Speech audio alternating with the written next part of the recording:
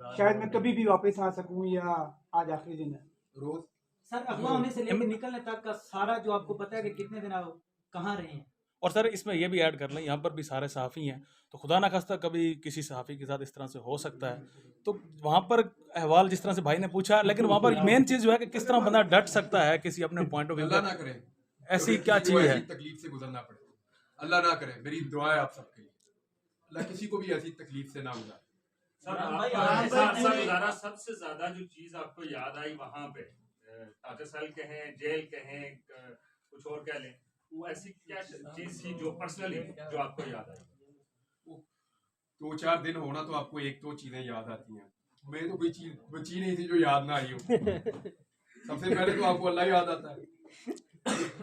जब भी आप फंसते हैं ना जिंदगी में कभी, सबसे पहले आपको अल्लाह याद आता है। इस तरह से अल्लाह ताला कुरान पाक में कहता है बार बार, खास तौर पे उसने कश्ती वाली मिसाल दी है कि जब इनकी कश्ती तूफान में घिर जाती है तो ये अल्लाह को याद करते हैं, खालिस अल्लाह को पूरी तौहीद के साथ।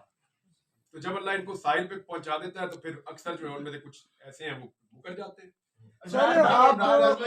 आपके सामने कोई डिमांड रखी गई, ये सवाल आप जो है ना हक की आवाज बुलंद करना बंद कर दें, हम आपको छोड़ देंगे, कोई डील या कोई इस तरह की बात हुई थी आप ये ना पूछें, आपके लिए बेहतर है। अच्छा, इमरान अभी आप वापस आए हैं तो सोशल मीडिया पे पिछले दिनों जो आपने पोस्ट की, मुबशिर ज़ैदी साहब बड़ा तहकीक कर रहे थे। इससे पहले जब आप अरेस्ट नहीं हुए थे, अगवा नहीं हुए थे, इकरार हसन साहब से आपका बड़ा एक सोशल मीडिया पर वो जारी रहता था। अभी आप अपने वीलॉग शुरू करने जा रहे हैं साथियों के साथ, फिर क्या कोई इस तरह का सिलसिला होगा? देखिए, इख्तलाफे रहना चाहिए। मैंने कहा कि हम में से कोई भी मुकम्मल नहीं है, हम सबसे गलतियां होंगी। बात यह है कि हम गलती से कुछ सीख सकते हैं या नहीं। हम पहले भी गलतियां करते रहे, आइंदा भी करते रहेंगे और सब करते हैं, कोई भी मुकम्मल नहीं होता है। और इख्तलाफे रहे तो बड़ी अच्छी चीज है। जहां तक इकरार का मामला है, इकरार खुद मेरे घर आया था, बल्कि उससे पहले, जब शुक्र है मेरी गिरफ्तारी से पहले अगर खुदा ना खास्ता मैं वापस ना आता तो उसको जिंदगी भर ये गिल्ट रह जाता।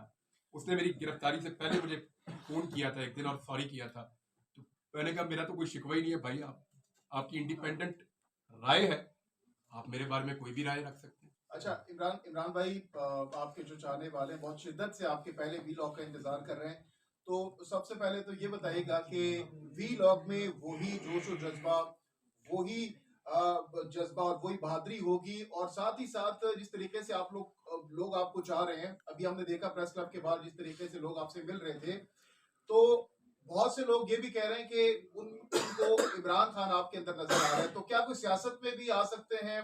उस हवाले से भी कोई सोच है आपकी? अच्छा, ये वैसे आप सबको ही जवाब देना चाहिए उन सारे लोगों को जो कह रहे थे कि ये इलेक्शन लड़ेगा।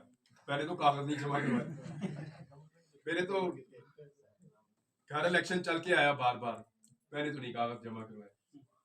आपको अगर मैं नाम लूं उन लोगों के जो बहुत इंसिस्ट कर रहे थे तो आप हैरान हो जाएंगे। बहुत अरसे से होता क्या है कि एक दौर में मेरा मौक़िफ़ सूट कर रहा था पीएमएलएन को, परवेज मुशर्रफ का दौर था, दे वर हैप्पी। पीपल्स पार्टी का दौर था, पीएमएलएन बड़ी खुश थी मेरे मौक़िफ़ को लेकर, सदके वारी जाते थे ये। फिर इनको मेरा मौक़िफ़ सूट नहीं किया, एक टाइम आया पीपल्स पार्टी को कुछ सूट किया मेरा मौक़िफ़, फिर उनको सूट नहीं किया, फिर जो बहुत ताकतवर लोग हैं उनको मेरा मौक़िफ़ बहुत सूट किया एक वक्त में, वो भी सदके वारी जानते सब। अब पीटीआई को सूट कर रहा है मेरा मौक़िफ़, कल इनको भी हो सकता है सूट ना करे, मुमकिन है। तो ये तो चलता रहता है, यानी जिस वक्त आपको जो बात ठीक लग रही हो, मेरा थोड़ा सा मैन्युफैक्चरिंग फॉल्ट है भाई, मैं आप लोगों को नहीं कहूंगा आप लोग ऐसा करें, मैं न्यूट्रल नहीं अपने आप को कर सकता।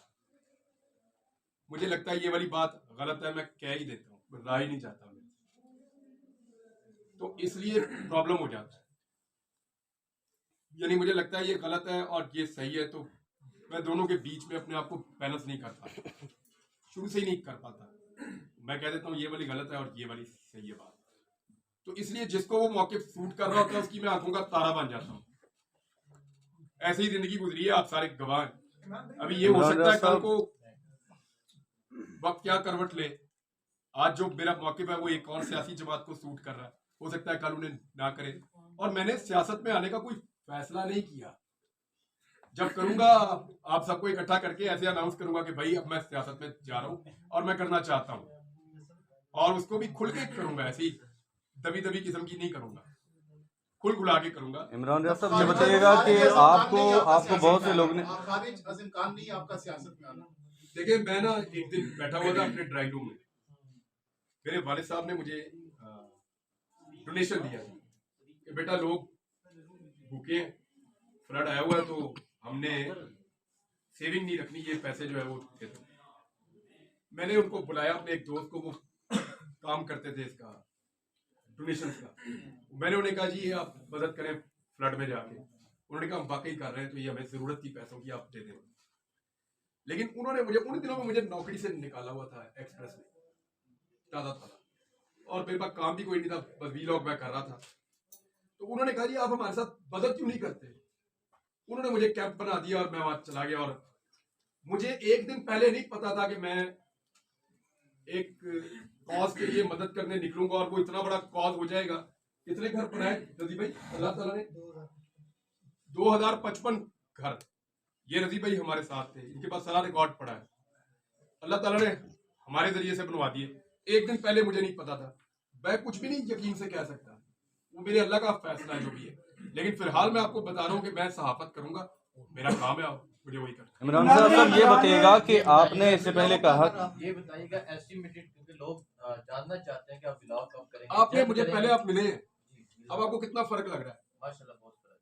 मुझे ये पता है जिस दिन मैं बोलूंगा ना, वो भिड़ों के छत्ते में मैं हाथ दूंगा ऐसी यलगार होगी कि आप लोग देखेंगे। मसला बोलने का नहीं है, मसला पूरा फाइट बैक करने का है। तो ये थोड़ा सा जो प्रॉब्लम है, मुझे उम्मीद है ये 10 दिन नहीं तो 15 दिन में मैं इसमें से निकल जाऊंगा। और मुझे अचानक मैं उस दिन मुझे सुबह उठूंगा और मैं वीलॉग कर दूंगा और आप लोग सुन लेंगे। इमरान रियाज साहब ये बताइएगा कि आपको जब लेके गए थे उसके बाद मुझे कोई चीज नहीं, मुझे ये जुल्म नया नहीं है जो हम इस मुल्क में देख रहे हैं, लेकिन इस लेवल पे तो हमने कभी नहीं देखा। ये भी बिल्कुल एक सच है कि जो आज तरीके इंसाफ के साथ हो रहा है वो तो हमने कभी ना सुना ना कभी देखा अपनी जिंदगी में, जिस लेवल पे इनके साथ हो रहा है। इमरान रियाज, लेकिन मुझे जो अफसोस रहेगा ना कि मैं बोल सकता था लेकिन मैं बोल नहीं पाया। फलस्तीन के अंदर जो जुल्म हुआ, ज्यादती हुई, और वो सबसे बड़ा मुझे, स्पेशली जब वो हॉस्पिटल वाली न्यूज मुझे पता चली कि पूरा हॉस्पिटल ही उड़ा दिया, डॉक्टर्स, पेशेंट्स, उनके अटेंडेंट्स, सारे लोग शहीद हो गए। मीडिया वाले जहाँ थे वहां पे ऊपर से बम गिरे, वो भी शहीद हो गए। तो उसके ऊपर मुझे बड़ा दुख है, बहुत ज्यादा।